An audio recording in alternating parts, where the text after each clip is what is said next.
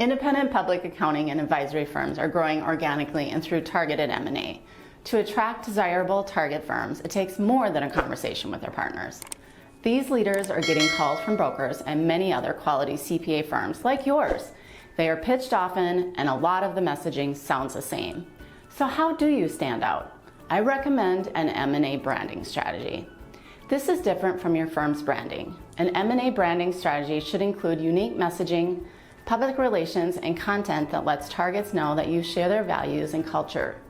You should also want to be specific about what you are seeking from them. You also need to nurture them with ongoing communications. An M&A branding strategy is a long-term strategy. It aligns with your target acquisition goals so that you can measure ROI. Here are some questions to ask your team when creating your M&A strategy.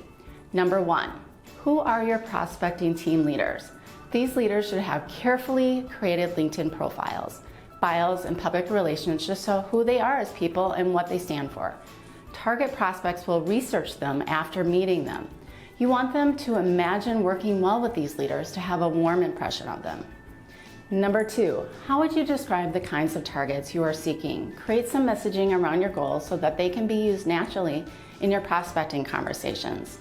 Number 3, what's the benefit to the prospect? You need to be clear about what you are offering that is better or different than what these prospects are hearing from brokers or other competing firms.